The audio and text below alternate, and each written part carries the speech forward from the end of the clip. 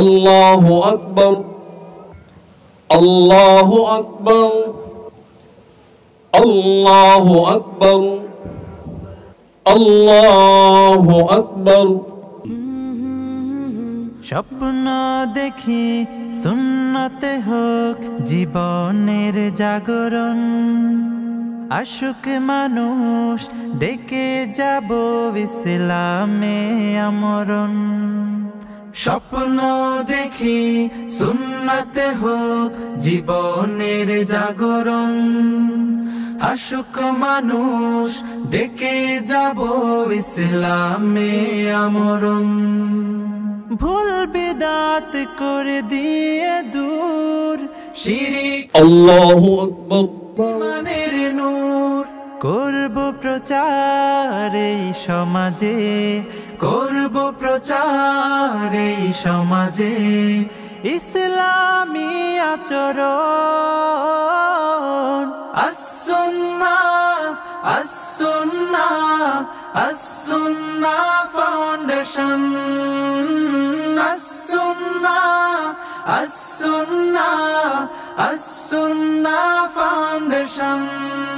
দিন বদলের জ্ঞান শিখিয়ে ডাকবো নীতির পানে, হেরার জ্ঞানে জানুক সবাই এই জীবনের মানে।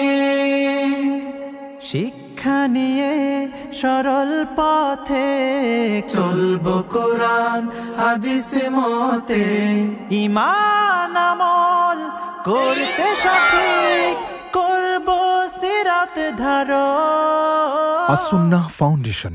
আমরা ঈদগাহে ইমাম প্রবেশের আগ পর্যন্ত তাকবীর অব্যাহত রাখাটাই হলো সুন্নাহ, কিন্তু খুতবা এটাই হলো ঈদের সালাতের আয়োজন এবং তারপরে খুতবা, এই উভয়টার সমন্বয় হলো ঈদের নামাজের পুরো আয়োজন। আমরা ইনশাআল্লাহ বিদিল্লাহ যারা এখনো দূর দূরান্ত থেকে আসছি, তাকবীর মুখে উচ্চারণ হতে থাকবে, মা বোনরা নীরবে পুরুষরা সরবে তাকবীর পাঠ করতে করতে আমরা ঈদগাহের দিকে আসবো ইনশাআল্লাহ। আল্লাহু আকবার, আল্লাহু আকবার, লা ইলাহা ইল্লাল্লাহ, আল্লাহু আকবার, আল্লাহু আকবার, ওয়ালিল্লাহিল হামদ।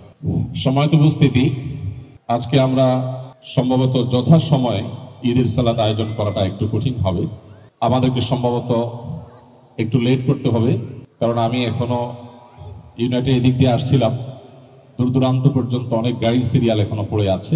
আবার আফতাবনগর থেকে যে পরিমাণ মানুষ এখনো সিরিয়ালে আছেন, 10-15টা গাড়ির ট্রিপ দিয়েও সবাইকে হয়তো কুলানো কঠিন হবে। প্রথমত উন্মুক্ত মাঠে ঈদের জামাত আয়োজনের এই সুন্নাহ, এই অভূতপূর্ব আনন্দ যেটা মসজিদের অভ্যন্তরে ঈদের নামাজ আদায় করার মধ্যে নাই, সে জিনিসটি আমরা যে অনেকে উপলব্ধি করতে পেরেছি, এটাই হলো আমাদের এই আয়োজনের অনেক বড় সার্থকতা। আপনারা অনেক দূর দূরান্ত থেকে, অনেকে নারায়ণগঞ্জ গাজীপুর থেকে পর্যন্ত এখানে এসেছেন। আপনারা এই যে কষ্ট করে ঈদের দিনের মতো এরকম গুরুত্বপূর্ণ দিনে দূর দূরান্ত থেকে আপনারা কষ্ট উপেক্ষা করে এখানে সমবেত হয়েছে, এখান থেকে বোঝা যায় ঈদের নামাজ মসজিদে নয় উন্মুক্ত মাঠে হওয়া উচিত। এটা এই দেশের মানুষ এখন উপলব্ধি করেছে আলহামদুলিল্লাহ। এই জন্য মানুষের যে জনস্রোত, এই জনস্রোত শেষ না হওয়া পর্যন্ত আসলে আমরা জামাত শুরু করাটা আমাদের জন্য একটু কঠিন হবে, অমানবিক হবে। অনেকেই জ্যামে আটকা পড়ে আছেন। আপনারা জানেন স্বদেশের মধ্যে এখানে রাস্তার কাজ চলছে এবং রাস্তার কাজ চলার কারণে রাস্তা অর্ধেক হয়ে গেছে এবং কিছুটা খারাপও হয়ে গেছে, যার ফলশ্রুতিতে যে সময়ের মধ্যে 20টা গাড়ি আসার কথা সে মধ্যে 10টা গাড়ি মাত্র আসতে পারছে, যার কারণে একটু সময় লাগছে ভাইদেরকে আসার জন্য। আমরা আশা করব আপনারা ধৈর্য ধারণ করবেন, সামান্য কিছু সময় আমরা যদি একটু অপেক্ষা করি, ইনশাআল্লাহ বিদিল্লাহ যে সমস্ত ভাই বোনদেরকে আমরা মিস করছি তাদেরকে নিয়ে আমরা জামাত করতে পারবো। অন্যান্য যে ভালো কাজের ধারা আমরা রমজান জুড়ে অব্যাহত রেখেছি, অনেকেই আছেন যারা রমজান শেষ হওয়ার সাথে সাথে এই ইবাদতের ধারাটাকে বন্ধ করে ফেলে। তিনি উপাসনা বা ইবাদত রমজান মাস এই টাইমটাকে উদ্দেশ্য করে নিবেদন করেন না। একজন মুসলমান তিনি ইবাদত নিবেদন করেন আল্লাহ রাব্বুল আলামিনের জন্য। আল্লাহর জন্য যদি আমাদের ইবাদত হয়ে থাকে, তো রমাদানে যে আল্লাহ ছিলেন এখন তিনি আছেন না নাই? রমাদানে যে আল্লাহ রাব্বুল আলামিন আমাদেরকে ইবাদতের নির্দেশ করেছেন, সে আল্লাহর নির্দেশ কি এখনো আছে না নাই? আছে। অতএব আমাদের ইবাদতের ধারা এটা রমজান পর্যন্ত থাকবে না, বরং আমাদের ইবাদতের ধারা এটা অব্যাহত থাকবে মৃত্যু পর্যন্ত। আল্লাহ রাব্বুল আলামিন কোরআনে কারীমে বলেছেন ওয়া'বুদ রাব্বাকা হাত্তা ইয়াতিয়াকাল ইয়াকিন, তুমি তোমার রবের ইবাদত করো যতক্ষণ পর্যন্ত তোমার মৃত্যু না আসে। মৃত্যু আসার আগ পর্যন্ত তুমি তোমার রবের ইবাদত নিবেদন করো। রব্বে কারীমের এই আয়াত, এই নির্দেশ আমাদেরকে সুস্পষ্ট গাইড করে যে আমাদের ইবাদত রমজান শেষ হওয়া পর্যন্ত, ঈদ পর্যন্ত হবে না, বরং আমাদের ইবাদতের ধারা অব্যাহত থাকবে মৃত্যু পর্যন্ত। আল্লাহ রাব্বুল আলামিন আমাদেরকে মৃত্যু পর্যন্ত আল্লাহর সমস্ত ইবাদত, নেক আমল এবং বন্দেগী করার তৌফিক দান করুন। সম্মানিত ভাইরা, একটি হাদিস আপনারা অনেকে হয়তো শুনে থাকবেন। প্রিয় নবী সাল্লাল্লাহু আলাইহি ওয়াসাল্লাম ইরশাদ করেছেন, আহাব্বুল আ'মালি ইলাল্লাহি আদওয়ামুহা ওয়া ইন কাল।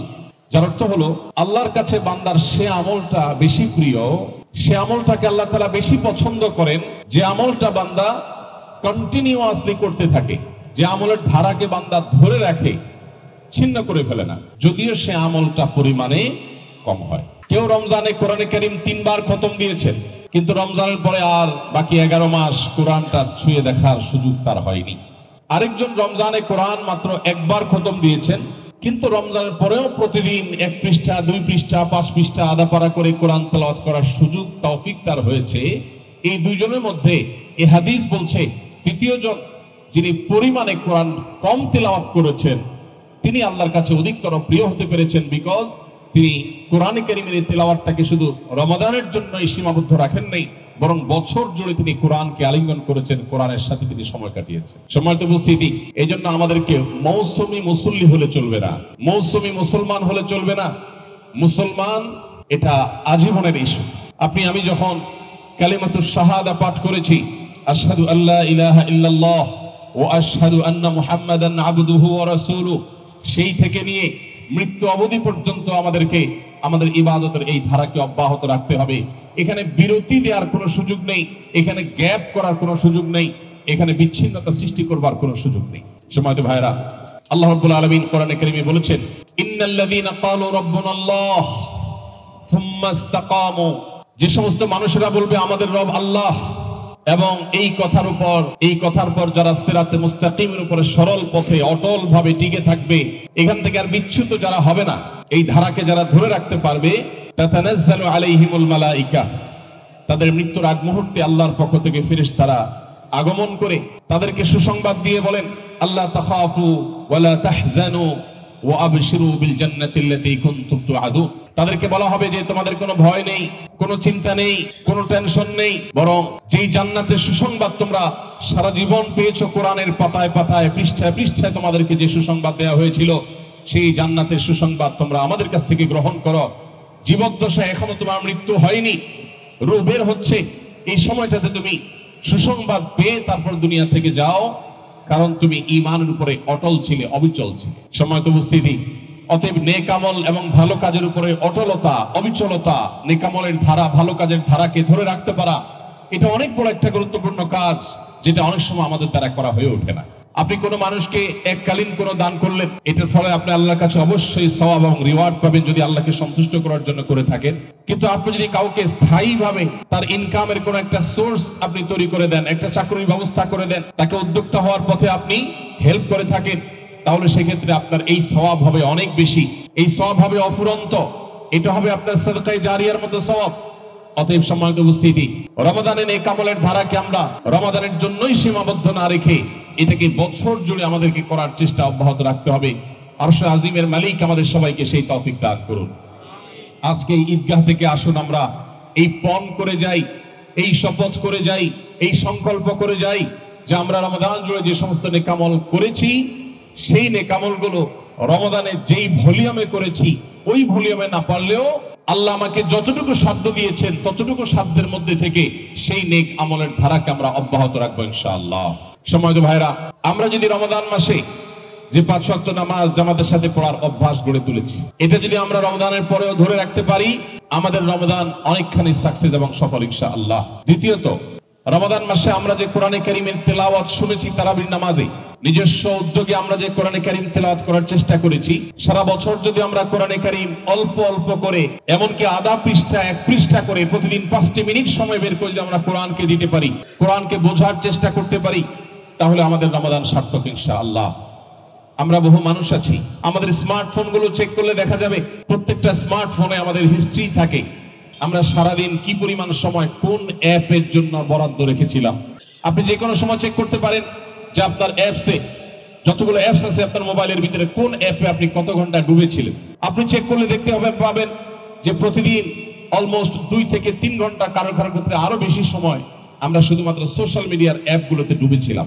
যেখানে প্রতিদিন 2 ঘন্টা 2.5 ঘন্টা ফেসবুক ইউটিউব আমরা ডুবে থাকতে পারি, সেখানে দিনে 5টা মিনিট কোরআনের সাথে কাটাবার সুযোগ আমাদের হয় না।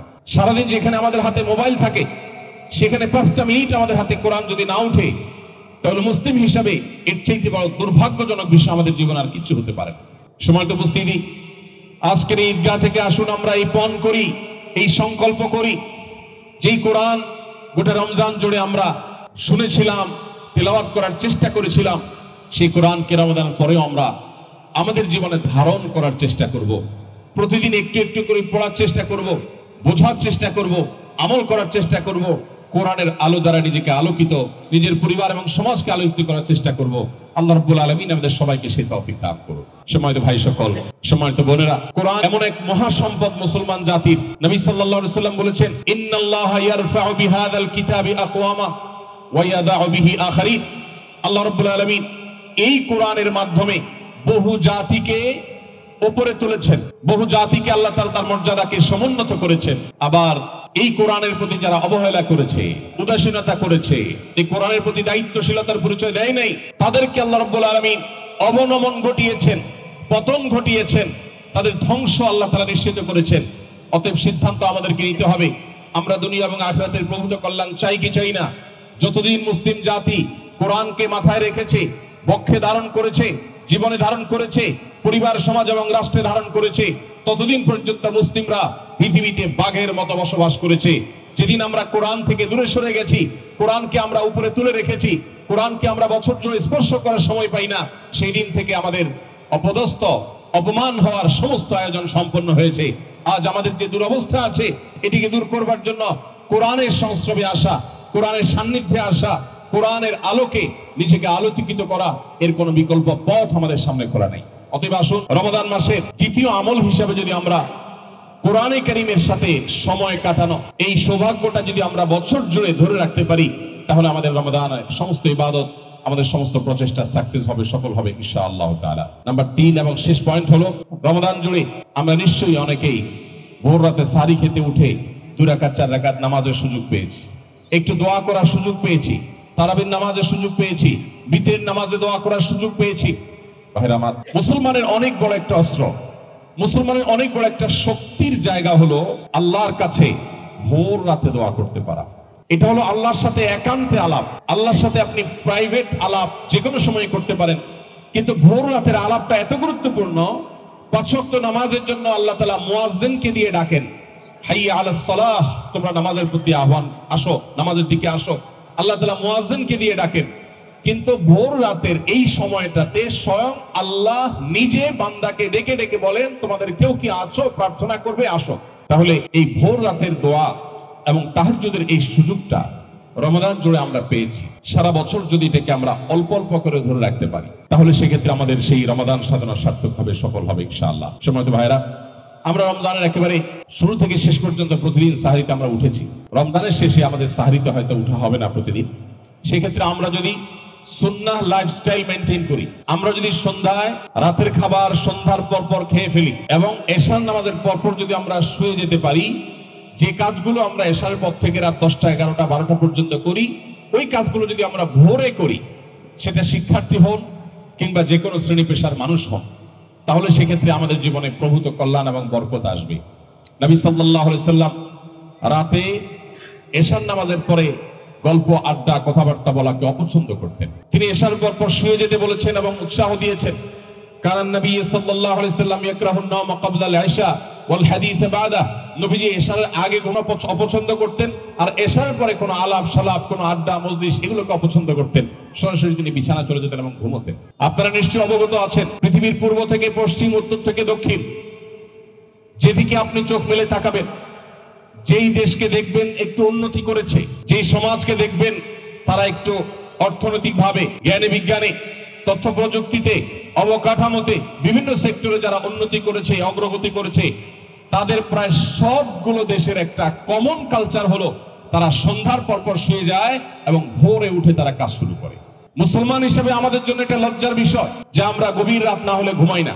আমাদের দেশে রাত 9টা 10টায় এই সময়গুলোতে আমাদের শহর এলাকাগুলোতে সবচেয়ে বেশি জ্যামের সৃষ্টি হয়, কারণ আমরা সবচেয়ে বেশি বাইরে থাকি এই টাইমে। আপনি উন্নত দেশে গেলে দেখবেন এর উল্টো চিত্র, যে সেখানে সন্ধ্যার পরপর রাস্তাঘাটগুলো ফাঁকা হয়ে যায়, ভোর বেলায় রাস্তাঘাটগুলো জ্যামের সৃষ্টি হয়, কারণ সবাই কাজে চলে যায়। তাহলে নবীজির এই সুন্নাহটা যদি আমরা মেনে চলি, আমাদের জীবনের উন্নতিও হবে, আবার একই সাথে ওই যে ভোর বেলা উঠে আল্লাহর কাছে দোয়া করার যে সৌভাগ্য, সেটা অর্জন হবে যদি আমরা সন্ধ্যায় তাড়াতাড়ি এশার পরপর শুয়ে যাই। অতএব রমাদান মাসের এই 3টা জিনিস, 5 ওয়াক্ত নামাজ জামাতের সাথে পড়া, মা বোনরা 5 ওয়াক্ত নামাজ ওয়াক্ত হওয়ার পর দেরি না করে তাড়াতাড়ি পড়ে ফেলা, এবং দ্বিতীয়ত কোরআনে কারীমের তেলাওয়াত অল্প হলেও প্রতিদিন একটু একটু করে করা।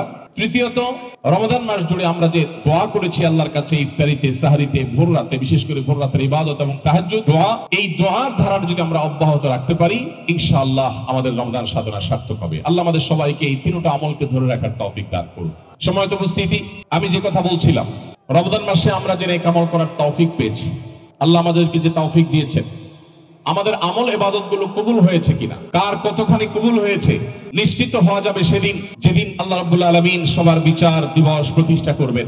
তার আগ পর্যন্ত আমাদের কার কোনো আমল কবুল হয়েছে কিনা, হলে কতখানি হয়েছে, সেটি নিশ্চিত হওয়ার কোনো সুযোগ বা উপায় আমাদের জন্য নেই। তবে ইসলামের ইতিহাসে সোনালী যুগের স্বর্ণ মানবগণ সালাফে সালেহীন তারা আমাদের আমল এবং ইবাদত কবুল হওয়ার কিছু আলামত, কিছু ইন্ডিকেটরের কথা বলেছেন, যেগুলো আসলে আমাদের ইবাদত কবুল হয়েছে এরকম ইঙ্গিত আমাদেরকে দেয়, ধারণা পোষণ করা যায় নিশ্চয়তার কোনো সুযোগ নেই। সেরকম একটা আলামত হলো, যদি কোনো আমল করার পর সে আমলটা কন্টিনিউয়াসলি করার তৌফিক আপনার হয়, তাহলে আপনি নিজের প্রতি সুধারণা করতে পারেন, আল্লাহর প্রতি ধারণা করতে পারেন, সম্ভবত আল্লাহ তাআলা আপনার আমল ইবাদত কবুল করেছেন, সেজন্য সেটাকে আপনাকে আল্লাহ তাআলা আবার রিপিট করার সুযোগ দিয়েছেন, তৌফিক দিয়েছেন। এই জন্য রমজানের আমাদের আমল ইবাদত কবুল হয়েছে কিনা সেটা বোঝার অন্যতম উপায় হলো, রমজান মাসে আমরা যে সমস্ত আমল ইবাদত করেছি সেগুলোর ধারা যদি রমজানের পরে অল্প হলেও ধরে রাখতে পারি, আশা করা যায় আল্লাহ রাব্বুল আলামিনের কাছে আমাদের রমজানের আমল ইবাদত সেই অনুপাতে কবুল হয়েছে, বরং তার চেয়ে বেশি কবুল হয়েছে, সে আশা আমরা আল্লাহর কাছে রাখবো। অতএব আমাদেরকে যে কোনো মূল্যে রমজানের আমল এবং ইবাদত গুলোর ধারাবাহিকতা রমজানের পরের সময়টাতেও রাখতে হবে। আমরা ঈদ উদযাপন করতে গিয়ে আল্লাহর আদেশ, আল্লাহর নিষেধগুলো, এগুলোকে যেন আমরা মাথায় রাখি, এগুলোকে যেন আমরা কোনোভাবে ভায়োলেশন না করি। আল্লাহ তাআলা আমাদের সবাইকে সেভাবে ঈদ উদযাপন করার তৌফিক দান করেন। আমার তরুণ বন্ধুদেরকে, কিশোরদেরকে, স্নেহের কিশোরদেরকে আমি বিশেষভাবে বলতে চাই, ঈদে আমাদেরকে আনন্দ করতে হবে, উৎসব করতে হবে, হাসি খুশি থাকতে হবে, এটি সুন্নাহ। কিন্তু এর মানে এই নয় যে মুসলমানের উৎসব কারোর বিরক্তির কারণ হবে, কারোর কষ্টের কারণ হবে। এটা কোনো সুস্থ উৎসব নয়, যেই উৎসব অন্য মানুষের বেদনার কারণ হয়, কষ্টের কারণ হয়।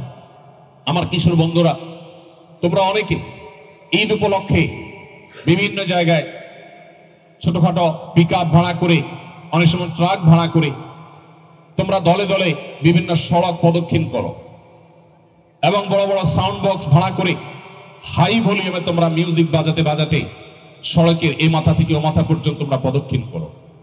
তোমরা জানো এর ফলশ্রুতিতে বহু দুর্ঘটনা ঘটে, কারণ যখন হাই ভলিউমে তোমরা মিউজিক বাজাতে থাকো, তখন যিনি গাড়ির চালক থাকেন তিনি পেছন থেকে কোনো হর্ন শুনতে পান না, কোনো সিগন্যাল তিনি অনুভব করা কঠিন হয়ে যায় তার জন্য। এক্ষেত্রে দুর্ঘটনার যেমন সম্ভাবনা থাকে, ঠিক একইভাবে তুমি যখন বিকট আওয়াজে, এই গানের আওয়াজে তুমি সড়কগুলোকে প্রকম্পিত করে তুলছো, ঠিক তখনই হয়তো কেউ এই গান শুনতে চাচ্ছে না, তিনি হয়তো রেস্ট করতে চাচ্ছেন, তিনি হয়তো ঘুমোতে চাচ্ছেন, কেউ হয়তো মোবাইলে কথা বলতে চাচ্ছেন। তোমার সড়কে এই যে বিকট আওয়াজে, তুমি গানের আওয়াজে তুমি যে সড়ককে প্রকম্পিত করছো, ওই সময় হয়তো তোমার পাশের চালক তোমার আওয়াজের কারণে পিছনে কোনো সিগন্যাল শুনতে পারেন নাই, দুর্ঘটনা ঘটে যেতে পারে।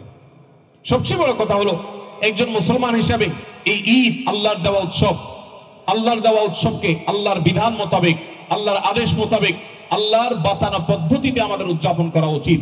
এই ঈদ আমাদেরকে আমাদের মহানবী সাল্লাল্লাহু আলাইহি সাল্লাম দিয়েছেন। তিনি যখন মদিনায় এসেছেন, তিনি দেখেছেন মদিনার ইহুদিরা তারা আশুরার দিনে উৎসব করে। নবী করিম সাল্লাল্লাহু আলাইহি সাল্লাম আল্লাহ রাব্বুল আলামিনের ওহীর নির্দেশের মাধ্যমে তিনি তখন আমাদেরকে দুটি ঈদ দিয়েছেন, একটা হলো ঈদুল ফিতর, একটা হলো ঈদুল আযহা। নবীজির দেওয়া ঈদ শয়তানের বাতানো পদ্ধতিতে, আল্লাহ নিষিদ্ধ পদ্ধতিতে উদযাপন করা, এটা কোনো মুসলমানের কাজ হতে পারে না। তাছাড়া তোমরা যারা কিশোর আছো, আমার ছেলের বয়সী ছোট ভাইয়ের মতো যারা আছো, আমি তোমাদের প্রতি বলছি, তোমরা বেশিরভাগই স্কুলে পড়াশোনা করছো, কেউ কেউ হয়তো কলেজ লাইফে পদার্পণ করেছে। একজন শিক্ষিত, একজন দায়িত্বশীল মানুষ কখনো তার আনন্দ অন্য মানুষের বিরক্তির কারণ হতে পারে না। এটা কোনো সভ্য সমাজে গ্রহণযোগ্য হতে পারে না। আমরা অনেক দিক থেকে এগিয়ে গেছি, কিন্তু কিছু কিছু কালচারে আমরা ভয়ঙ্কর ভাবে পিছিয়ে গেছি। সেই কালচারগুলোর মধ্যে থেকে একটা হলো এইটা। অতএব আমাদের এবারের ঈদ এবং পরবর্তী ঈদগুলো যে কোনো মূল্যে যেন হয় মানুষকে উত্ত্যক্ত করা ছাড়া, মানুষকে কষ্ট দেওয়া ছাড়া, বিরক্ত করা ছাড়া, মিউজিকের এই উন্মাদনা এটা ছাড়া যেন আমরা ঈদ উদযাপন করতে পারি। আল্লাহ তাআলা আমাদের সবাইকে সেই তৌফিক দান করুন। সম্মানিত ভাইরা, আমরা অনেকে আছি ঈদ শুরু হয়ে গেলে হারামের মধ্যে ডুবে যাই, আল্লাহ নিষিদ্ধ সব কাজগুলোতে আমরা ডুবে যাই। আমাদের ঈদকে পরিচ্ছন্ন রাখতে হবে, পবিত্র রাখতে হবে। বোনরা অনেকে আছেন যারা ব্যক্তিগতভাবে পর্দা মেনটেন করেন, অথচ ঈদের নামে, ঈদ উপলক্ষে তারা অনেকে দেখা যায় বেপর্দা ভাবে অশ্লীল, অসুন্দর এবং শরিয়ার পর্দার বিধানকে লঙ্ঘন করে সেরকম পোশাকে তারা বের হয়ে থাকেন বিভিন্ন জায়গায়। আমরা আপনাদের সবাইকে তাকওয়া অবলম্বন করার জন্য আহ্বান করছি। রমাদানের পুরো মাস জুড়ে ইবাদতের ফসল ঘরে তোলার দিন আজ। অতএব ঈদের এই গুরুত্বপূর্ণ সময়টাকে আমরা কোনোভাবে নষ্ট করব না। আল্লাহ আমাদের সবাইকে সেই তৌফিক দান করুন। আরেকটি গুরুত্বপূর্ণ বিষয় আপনাদের প্রতি নিবেদন করতে চাই, সেটি হলো ঈদ মানে হলো আনন্দ ভাগাভাগি করা। ঈদ মানে হলো আমাদের অনুভূতিগুলো শেয়ার করা। আমরা আমাদের শৈশবের ঈদে দেখেছি আমাদের মা চাচিরা যাই রান্না করেছেন সেটা বাটিতে করে আশেপাশের ঘরগুলোতে, ফ্ল্যাটগুলোতে, আশেপাশের প্রতিবেশীদের বাসা বাসায় পাঠিয়েছেন। আজ আমরা এমন এক সেলফিশ সমাজে বসবাস করছি, আমাদের সমাজকে এতটা আমরা স্বার্থান্ধ করে ফেলেছি যে আমাদের ঈদ আমাদের দেয়ালের বাইরে যায় না। আমাদের উৎসব হয় শুধুমাত্র আমাদের নিজেদেরকে ঘিরে। অথচ ঈদের আনন্দের পূর্ণতা পাবেই তখন যখন আমরা আনন্দ ভাগাভাগি করতে পারব। আমরা আপনাদেরকে উদাত্ত আহ্বান করতে চাই, আপনার আদরের শিশুটির হাতে আপনি টাকা তুলে দেন, সে যেন তার গরিব কোনো বন্ধুকে নিজের হাতে দিয়ে আসে। আপনার বাচ্চাকে পাশের বাসায় খাবার নিয়ে পাঠান, সে একটা সুন্দর কালচার শিখবে। আপনার শিশুকে নিয়ে আপনার পাশের কোনো অভাবী পাড়াতে, মহল্লাতে, বাসা বাড়িতে আপনি চলে যান এবং তাদের জন্য হাদিয়া উপঢৌকন আপনার সন্তানকে সাথে নিয়ে পরিবেশন করেন। এর মধ্যে ঈদের যে অবর্ণনীয় আনন্দ আছে, শুধু নিজেরা ভোগ করার মধ্যে সে আনন্দ কখনো নিহিত নেই। অতএব আমাদের ঈদগুলো যেন হয় পুরো সমাজকে সাথে নিয়ে আনন্দ করার কোরআন এবং সুন্নাহর বাতানো পদ্ধতিতে। আপনারা জানেন ঈদুল ফিতরে আল্লাহ রাব্বুল আলামিনের নির্দেশনা আমাদের জন্য, নবী সাল্লাল্লাহু আলাইহি ওয়াসাল্লামের নির্দেশনা, ইসলামের শরিয়া নির্দেশনা হলো আমাদেরকে আগে সদকায়ে ফিতর দিতে হবে, তারপর ঈদের নামাজ আদায় করতে হবে। কেন সদকায়ে ফিতর আগে দিতে হবে? আমরা তো ঈদের নামাজ পড়ে যে সদকায়ে ফিতর দিতে পারতাম, কিন্তু আমরা ফিতরা ঈদের আগে দিতে হচ্ছে, কারণ ইসলাম চায় আপনি আনন্দ করবেন, আপনি উৎসব করবেন, আপনি হাসি মুখে ঈদের নামাজ পড়বেন, তার আগে অভাবী গরিব মানুষের বাসায় খাবার পৌঁছে দেন, তাদের মুখে হাসি ফোটার আয়োজন করেন, তারপরে আপনি হাসুন। ইসলামের এই ঈদে আছে ত্যাগ এবং ভোগ এর অপূর্ব সমন্বয়। মানুষের তৈরি যে সমস্ত উৎসব আছে, এই যে নববর্ষের উদযাপনের যত কালচার সারা পৃথিবীতে প্রচলিত আছে, আমাদের পহেলা বৈশাখ থেকে নিয়ে সারা বিশ্বের যত নববর্ষ কেন্দ্রিক উৎসব আছে, এই সমস্ত উৎসবে আপনি দেখবেন এগুলো মানুষের তৈরি করা, মানুষের আবিষ্কৃত, যার কারণে এই উৎসবগুলোতে শুধু ভোগ আছে, ত্যাগ নেই। কিভাবে নিজে একটু ভালো জামা পরবে, শাড়ি পরবে, ভালো একটু খাবে, কেনাকাটা করবে, জাস্ট এটুকু। এই সমস্ত উৎসবে কোনো ত্যাগের মহিমা নেই, ত্যাগের শিক্ষা নেই, ত্যাগের জন্য প্রেরণা নেই, উদ্বুদ্ধীকরণ নেই। ইসলাম আমাদেরকে দুটি ঈদ দিয়েছে, এক ঈদুল ফিতর, সেখানে আমাদেরকে ফিতরা দিয়ে গরিবের মুখে হাসি ফুটিয়ে তারপর ঈদগাহে আসতে বলা হয়েছে। আরেকটা হলো ঈদুল আযহা, সে সম্পর্কে আল্লাহ বলেছেন ফাকুলু মিনহা ওয়া আতি'মুল কানিআ ওয়াল মু'তার, তোমরা যে কোরবানির গোশত আহরণ করো সেখান থেকে নিজেরা খাও এবং আত্মীয় স্বজন বন্ধু বান্ধবের পাশাপাশি অভাবী দুস্থ মানুষের কাছে তোমরা কোরবানি গোশত পৌঁছে দাও। তাহলে ঈদ উল ফিতর এবং ঈদ উল আজহা এই দুটি উৎসব আল্লাহর দেওয়া উৎসবের সাথে মানুষের তৈরি সব উৎসবের একটা মৌলিক পার্থক্য হলো এই উৎসবে ভোগের পাশাপাশি ত্যাগ আছে। ভোগের আনন্দ অবশ্যই আছে, কিন্তু ত্যাগের আনন্দ তার চাইতে কোনো ক্রমে কম নয়।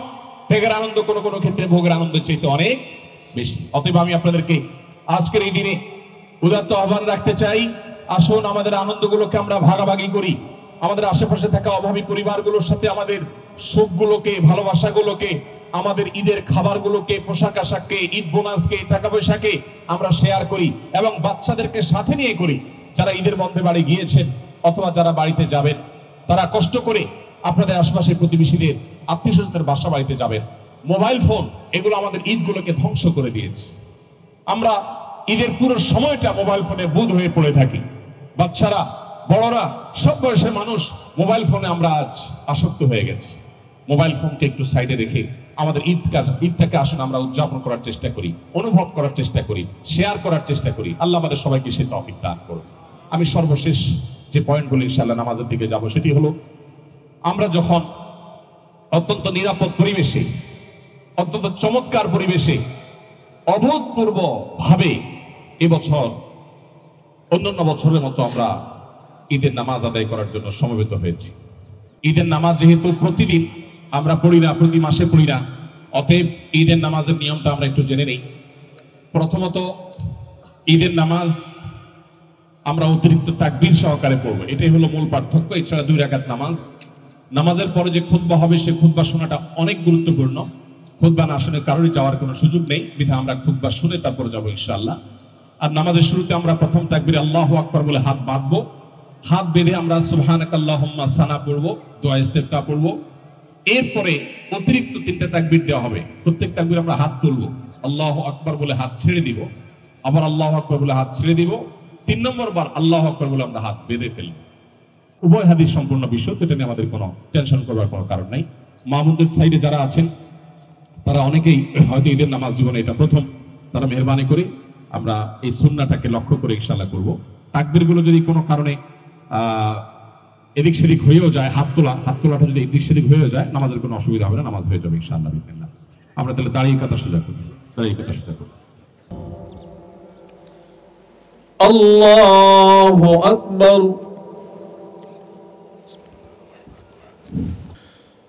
আলহামদুলিল্লাহি রাব্বিল আলামিন, আর রহমানির রহিম,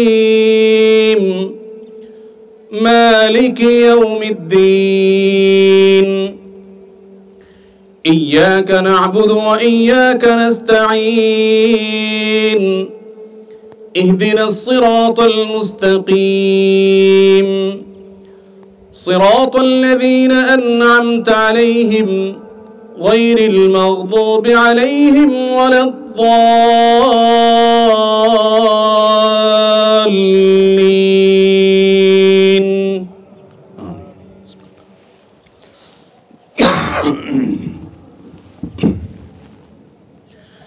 سبح اسم ربك الأعلى الذي خلق فسوى والذي قدر فهدى والذي أخرج المرعى فجعله غثاء نحوا سنقرئك فلا تنسى إلا ما شاء الله إنه يعلم الجهر وما يخفى ونيسرك لليسرى فذكر إن نفعت الذكرى سيذكر من يخشى ويتجنبها الأشقى الذي يصلى النار الكبرى ثم لا يموت فيها ولا يحيا قد أفلح من تزكى وذكر اسم ربه فصلى بل تؤثرون الحياة الدنيا والآخرة خير وأبقى إن هذا لفي الصحف الأولى صحف إبراهيم وموسى. الله أكبر.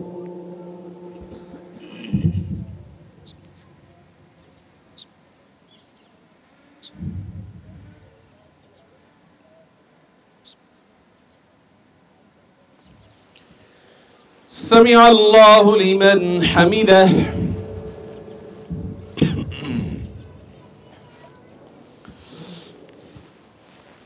الله أكبر.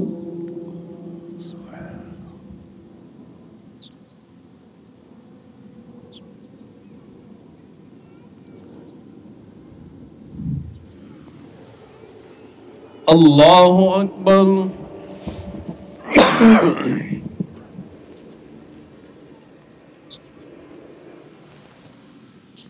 الله أكبر.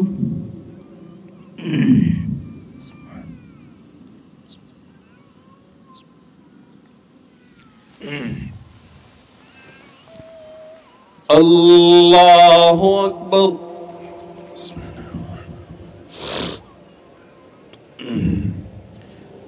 الحمد لله رب العالمين الرحمن الرحيم مالك يوم الدين إياك نعبد وإياك نستعين اهدنا الصراط المستقيم صراط الذين أنعمت عليهم غير المغضوب عليهم ولا الضالين.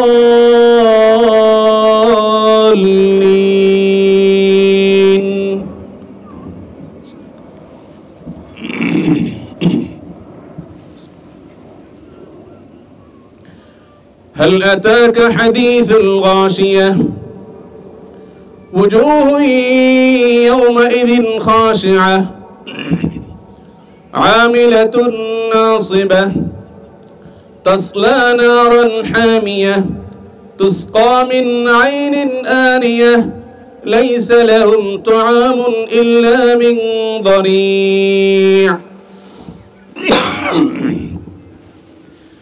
لا يسمن ولا يغني من جوع وجوه يومئذ ناعمة لسعيها راضية في جنة عالية فيها عين جارية فيها سرر مرفوعة وأكواب موضوعة ونمارق مسفوفة وزرابي مبثوثة أفلا ينظرون إلى الإبل كيف خلقت وإلى السماء كيف رفعت وإلى الجبال كيف نصبت وإلى الأرض كيف سطحت فذكر إنما أنت مذكر لست عليهم بمسيطر إلا من تولى وكفر فيعذبه الله العذاب الأكبر إن إلينا إيابهم ثم إن علينا حسابهم. الله أكبر. الله أكبر. الله أكبر. الله أكبر.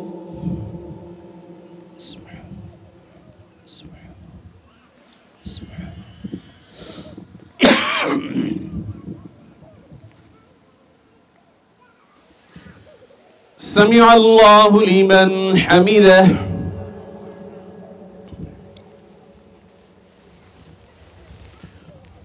الله أكبر.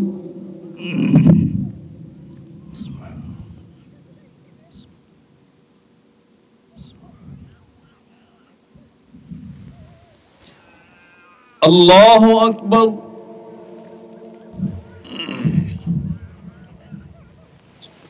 الله أكبر.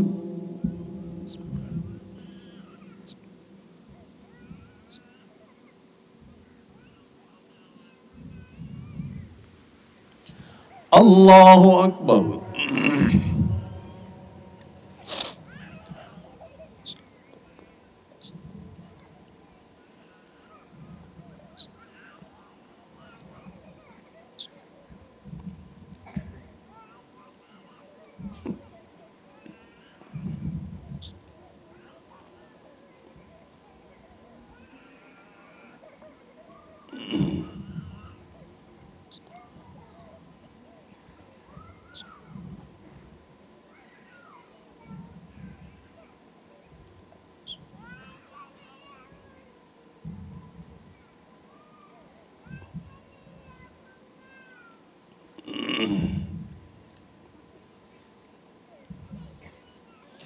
السلام عليكم ورحمة الله السلام عليكم ورحمة الله الله أكبر الله أكبر لا إله إلا الله الله أكبر ولله الحمد الله أكبر